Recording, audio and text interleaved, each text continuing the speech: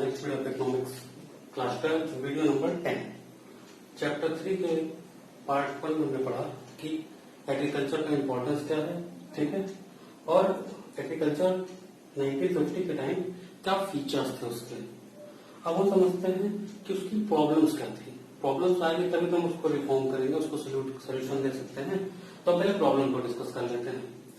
तो पहला प्रॉब्लम था lack of means of irrigation, यानी कि प्रॉब्लम नंबर 1 यही था कि हमारे फार्मर्स के पास पानी की समस्या बहुत ज्यादा थी, ठीक है।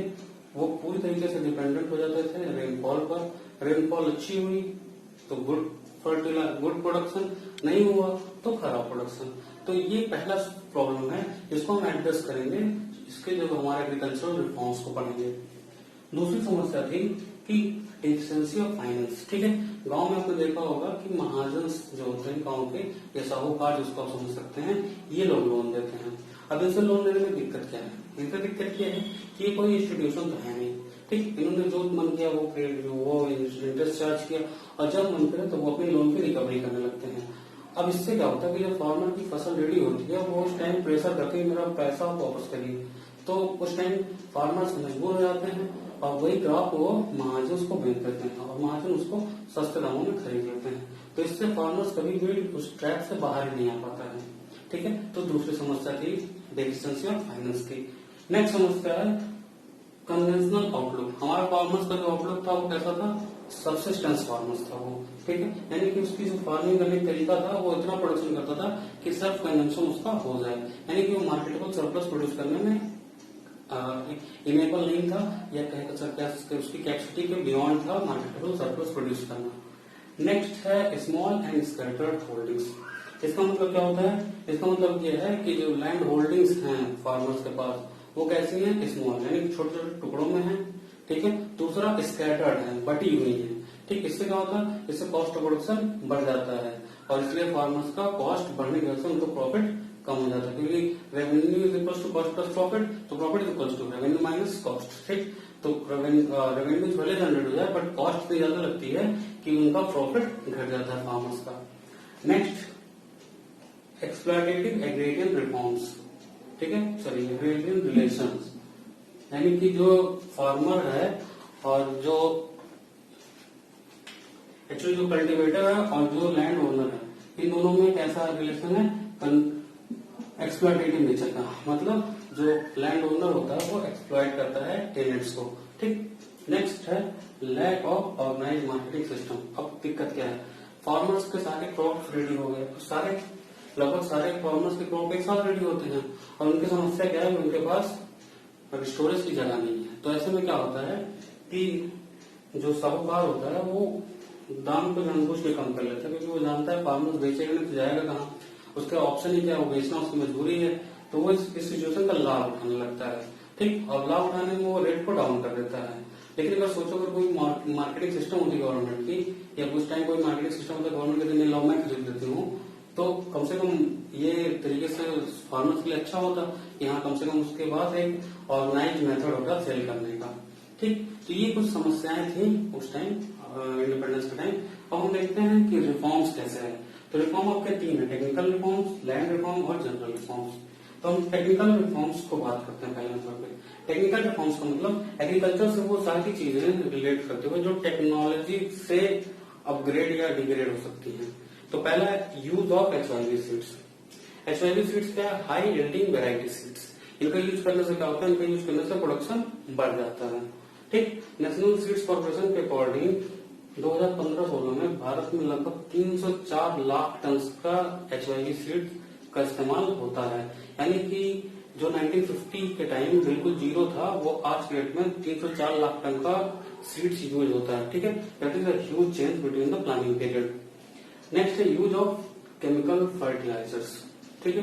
केमिकल फर्टिलाइजर देखो, अब जो हमारी HYV सीड्स हैं इनको फर्टिलाइजर्स भी अच्छे चाहिए, इनको पेस्टिसाइड्स भी चाहिए, इनको पानी भी अच्छा चाहिए, ठीक। तो डेटा के अनुसार 2015-16 में भारत में लगभग 267.5 लाख टन का केमिकल फर्टिलाइजर्स का यूज होता है, ठीक है। ये हमारे कुछ टेक्निकल रिफॉर्म्स हुए हैं। Use of insecticides and pesticides, ठीक। इंसेक्टिसाइड्स मतलब कीड़े मकोड़ों से बचाने के लिए, पेस्टिसाइड्स मतलब रोगों से बचाने के लिए। तो क्रॉप्स को कीड़ों से बचाने के लिए और रोगों से बचाने के लिए इंसेक्टिसाइड्स और पेस्टिसाइड्स का यूज किया जाता है, जो कि 1950 के टाइम बिल्कुल ना के बराबर किया जाता था। और नया जो एक चेंज है वो scientific form management practice use किया गया। ये क्या है, जैसे देखो सिलेक्शन ऑफ क्रॉप्स, मतलब हमें ये देखना कि हमारी जो लैंड है वो क्या उस क्रॉप के लायक है या नहीं, ठीक है। अगर उस लायक नहीं है तो हम क्यों प्रोड्यूस करें, हमारा घाटा हो जाएगा। तो सिलेक्शन ऑफ क्रॉप्स, ठीक। दूसरा, जो अगर मान लीजिए हम वीट प्रोड्यूस कर रहे हैं तो हम वीट के अकॉर्डिंग अपने सॉइल को प्रिपेयर करेंगे, तब हम वीट प्रोड्यूस करेंगे, ठीक है। नेक्स्ट, रोटेशन ऑफ क्रॉप, अगर हम एक ही क्रॉप को लगातार प्रोड्यूस करेंगे तो मान लीजिए अगर कोई क्रॉप है उससे नाइट्रोजन जमीन को वो ज्यादा सोख रहा है, अगर हम बार बार उसी को प्रोड्यूस करेंगे तो हमारा एक समय आएगा कि उस जमीन की नाइट्रोजन बिल्कुल खत्म सी हो जाएगी। इस मतलब क्रॉप्स का रोटेशन करते रहते हैं। सिलेक्शन ऑफ सीड्स, आपने डिसाइड तो कर लिया कि आपको वीट बोना है तो कौन सा सीड आपके लिए सुटेबल पड़ेगा, ठीक है। और यूज ऑफ फर्टिलाइजर्स, फर्टिलाइजर्स के यूज करके हम प्रोडक्शन को कई गुना तक मल्टीप्लाई कर सकते हैं। तो साइंटिफिक फॉर्म मैनेजमेंट प्रैक्टिस अपनाई जाती है। और लास्ट में मैकेनाइज्ड मीन्स ऑफ कल्टीवेशन, यानी कि मशीनों का यूज करके कल्टीवेशन करना, ठीक है। तो ये कुछ 5 हम आपको तरीके बताए जिससे कुछ टेक्निकल रिफॉर्म्स किए गए। फिर से देखिएगा, पहले हमने बताया कि फीचर्स पढ़ा, फिर हमने पढ़ा, सॉरी पहले हमने इंपॉर्टेंस पढ़ा, फिर फीचर्स पढ़ा, हमने प्रॉब्लम्स पढ़े। प्रॉब्लम में हमने 5 प्रॉब्लम पढ़े कि इरिगेशन की कमी थी, ठीक है, फाइनेंस की दिक्कतें थी, ठीक, फार्मर्स का आउटलुक नहीं सही था, ठीक है, स्कैटर्ड और स्मॉल होल्डिंग्स थी, ट्रेडिंग रिलेशंस खराब थे टिल्ड और कल्टीवेटर्स और ओनर के बीच में, ठीक है, मार्केटिंग का सिस्टम नहीं था, ठीक। कुछ फिर हमने रिफॉर्म्स पढ़े, रिफॉर्म्स हमने पढ़ा, technical reform, land reform, general reform. Technical reforms अभी हम डिस्कस करें। टेक्निकल रिफॉर्म्स हमने पढ़ा कि HIV सीड्स लाके उसको सही किया गया, ठीक है, हाईली वैरायटी सीड्स का यूज किया गया, केमिकल फर्टिलाइजर्स का यूज किया जाने लगा, इंसेक्टिसाइड पेस्टिसाइड्स का यूज किया जाने लगा, साइंटिफिक तरीके से खेती की जाने लगी, मशीन्स का यूज किया जाने लगा। तो इस तरीकों से हमने टेक्निकल रिफॉर्म्स किए हैं अपने एग्रीकल्चर फील्ड में, ठीक है। आगे की वीडियो में हम कि एग्रीकल्चर की इंपॉर्टेंस क्या है, फिर उसका फीचर्स आपने पढ़ा, फिर प्रॉब्लम पढ़ी, और प्रॉब्लम्स के बाद आपने उसके रिफॉर्म्स के थ्रू उनका सोल्यूशन देखा। तो पहले में मैंने बताया रिफॉर्म्स 3 तरह के होते हैं। पहला आपने बताया टेक्निकल रिफॉर्म्स, फिर आपने जाना इंस्टीट्यूशनल या लैंड रिफॉर्म्स, और तीसरा फिर जनरल रिफॉर्म्स, ठीक है। तो अब हमने पहले तो टेक्निकल रिफॉर्म्स डिस्कस कर लिया, किसी ने देखा कि HIV सीड्स, मशीन्स वगैरह आ गए। अब हमें देखना लैंड रिफॉर्म्स, ठीक है। तो लैंड रिफॉर्म में पहली जो समस्या सॉल्व की गई वो एवोल्यूशन ऑफ इंटरमीडिएरीज, यानी कि जो आप पहले पढ़ते थे कि जमींदार और गवर्नमेंट और टेनेंट तीन होते थे, ये सिस्टम हटा दिया गया, ठीक है। सीधा सीधा फार्मर होगा, गवर्नमेंट होगी, गवर्नमेंट और फार्मर डायरेक्ट रिलेशन में होंगे, इंटरमीडिएरीज का रोल बिल्कुल खत्म कर दिया गया, ठीक। दूसरा रेगुलेशन ऑफ रेंट, जो रेंट पहले जो ओनर ऑफ द सॉइल होता था वो मन चाह रेंट लेता था, उसको यहाँ पर रोका गया। और 1/3 यानी कुल क्रॉप प्रोडक्शन का सिर्फ 1/3 ही मैक्सिमम वो ले सकता है, इससे ज्यादा उसका हक होता ही नहीं, इससे ज्यादा लेना गैर कानूनी बना दिया गया। यानी कि अगर मान लीजिए कोई 100 किलोग्राम वीट प्रोड्यूस करता है वही टेनेंट, तो उसे मैक्सिमम 33 किलोग्राम वीट अपने ओनर्स को देना है, बाकी वो चाहे तो दे या ना दे, उसकी खुद की चॉइस के ऊपर डिपेंड करता है। नेक्स्ट समझते हैं कंसोलिडेशन ऑफ होल्डिंग्स। क्या था कि जो आपने पढ़ा कि जो लैंड होल्डिंग्स थी वो कैसे थी, स्मॉल और स्कैटर्ड, छितरी हुई थी, बटी हुई थी, तो उनको कंसोलिडेट किया गया। 2004 तक लगभग देश में 1633 लाख हेक्टेयर्स कंसोलिडेट किए जा चुके हैं, ठीक है, और अभी भी प्रोसेस में है, कंसोलिडेशन का प्रोसेस चलता है। नेक्स्ट है सीलिंग ऑन लैंड होल्डिंग्स, ठीक। एक निश्चित दायरे के ऊपर अगर कोई बंदा जमीन रखा हुआ है तो गवर्नमेंट उस जमीन को ले लेती है और उसको ऐसे लोगों को देती है जिनके पास जमीन नहीं होती है। फिर से सुनिएगा, एक निश्चित सीमा के बाद अगर कोई लैंड होल्ड करता है तो वो लैंड गवर्नमेंट उनसे छीन लेती है और गरीब को दे देती है, इसे बोलते हैं ceiling on land holdings, seal कर दिया तो अपने के बाद हिस्सा। नेक्स्ट है कोऑपरेटिव फार्मिंग। कोऑपरेटिव फार्मिंग मतलब कुछ ऐसे कोऑपरेटिव सोसाइटीज बनाए जाते हैं जो समय समय पर फार्मर्स की हेल्प करते हैं कि कैसे एग्रीकल्चर में क्या सीड्स होंगे, कहाँ से लेने हैं, सब्सिडीज कितनी मिलेगी, कहाँ से मिलेगी सब्सिडी, ये सब डिस्कस करते हैं। तो कोऑपरेटिव सोसाइटीज बनाई गई हैं। ये था आपका लैंड रिफॉर्म, क्लियर। अब आते हैं हम लोग जनरल रिफॉर्म्स। जनरल रिफॉर्म्स में क्या क्या आएगा, तो बेसिकली हम देखेंगे एक्सपेंशन ऑफ इरिगेशन फैसिलिटीज, यानी कि जो नहर वगैरह है गांव गांव तक पहुंचाया गया, 1950 में जो 17% एरिया ऐसे थे जो परमानेंट मीन्स ऑफ इरिगेशन में आते थे, वो बढ़ाकर अब 45% कर दिया गया। लगभग 45% एरिया अब परमानेंट मीन्स ऑफ इरिगेशन में आते हैं। ठीक, प्रोविजन ऑफ क्रेडिट। तो क्रेडिट के लिए सबसे पहले तो आप देखो, सबसे ज्यादा क्रेडिट नॉन इंस्टीट्यूशन से आ रहे थे, मतलब महाजन साहूकार ये लोग देते थे।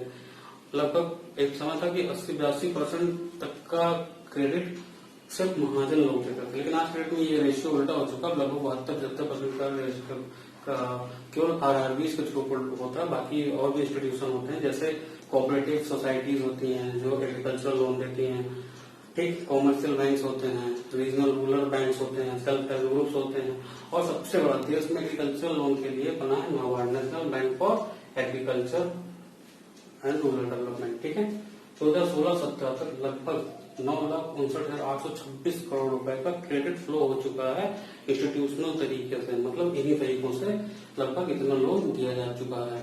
ठीक है, तो ये कैसा रिफॉर्म है? ये जनरल रिफॉर्म है, ना तो ये टेक्निकल रिफॉर्म है और ना ये लैंड रिफॉर्म है। ठीक है, ऐसा रिफॉर्म है जनरल रिफॉर्म। फिर नेक्स्ट है regulated markets and cooperative marketing society. देखिए, गवर्नमेंट कुछ एजेंट्स होते हैं जो टाइम टाइम पर एग्रीकल्चर से रिलेटेड क्रॉप्स को मार्केट में वो ध्यान देते हैं कि कोई गलत तो नहीं रेट लगा रहा है इसका, यानी कि गवर्नमेंट जो होती है वो रेगुलेट करती है मार्केट्स को। ठीक है, गवर्नमेंट के एजेंट्स होते हैं वो देखा करते हैं, एजेंट्स होते हैं वो देखा करते हैं कि कोई ऐसा तो नहीं कि फार्मर्स को एक्सप्लॉइट कर रहा है। और कुछ कोऑपरेटिव सोसाइटीज होती हैं जो मार्केटिंग कराती हैं फार्मर्स का, यानी कि वो बताएंगे कि आपको कहाँ बेचना है, कितने में बेचना। अगर आप नहीं बेच पा रहे हैं तो गवर्नमेंट के गोडाउन होते हैं उसमें रख लीजिए, बाद में जब रेट पड़ेगा तब बेचिएगा। और सबसे बेहतर जो पॉलिसी बनाई गई है वो प्राइस सपोर्ट पॉलिसी। ये क्या पॉलिसी है? इस पॉलिसी के अंदर गवर्नमेंट हार्वेस्टिंग से पहले ही फार्मर्स को बता देती है कि अगर आप वीट प्रोड्यूस करेंगे तो अगर आपका वीट कोई नहीं खरीदेगा, ठीक है, तो हम मिनिमम इतने रुपए में खरीद लेंगे। आपने सुना होगा मिनिमम सपोर्ट पॉलिसी, मैं उसी की बात कर रहा हूँ। मान लीजिए गवर्नमेंट ने कहा कि हम 17 रुपीज में वीट आपका खरीद लेंगे, तो मार्केट में अगर किसान को कोई नहीं खरीद रहा तो गवर्नमेंट उससे 17 रुपए में खरीद लेगी। और ये भी है उससे नीचे कोई खरीद भी नहीं सकता है, मतलब मिनिमम प्राइस हो गई वो, उसके नीचे उसे बेचना गैर कानूनी माना जाता है। तो ये आपका टेक्निकल रिफॉर्म्स हो चुका था पहले, आपने लैंड रिफॉर्म्स और जनरल रिफॉर्म्स पढ़े। ठीक है, इन रिफॉर्म्स के थ्रू हम देखें कि किस तरीके से एग्रीकल्चर को फायदा मिल रहा है। ठीक है, आगे वाले वीडियो में हम डिस्कस करेंगे ग्रीन रिवोल्यूशन के क्या इम्पैक्ट पड़े। ग्रीन रिवोल्यूशन कैसा रिफॉर्म है? ग्रीन रिवोल्यूशन इन तीनों को मिला मिलाया रिस्पॉन्स है। उसमें आप उसमें आप टेक्निकल रिफॉर्म भी देखेंगे, ठीक है, उसमें इंस्टीट्यूशनल रिफॉर्म भी देखेंगे, उसमें जनरल रिफॉर्म भी देखेंगे। तो उसके थ्रू हमारे देश में क्या आया था, एक ग्रीन रिवोल्यूशन आया, जो कि लगभग 1965-66 का समय है। एम एस स्वामीनाथन, नाम याद कर लीजिएगा, एम एस स्वामीनाथन के नेतृत्व में इंडिया ने ग्रीन रिवोल्यूशन फेस किया, जिसमें एचआईवी सीड्स का महत्व काफी हमें देखने को मिला। ठीक है, तो इस तरीके से आपने रिफॉर्म्स देखिए, किस तरीके से एग्रीकल्चरल रिफॉर्म्स देश के लिए कितने अच्छे हुए, कितने सुटेबल हुए। ठीक है, तो आने वाली वीडियोस में हम एग्रीकल्चरल रिफॉर्म से रिलेटेड आगे टॉपिक्स पढ़ेंगे। ठीक है, किस तरीके से ग्रीन रिवोल्यूशन देश में आया। ठीक है, तो अभी मैं इस वीडियो को यहीं वाइंड अप कर रहा हूँ।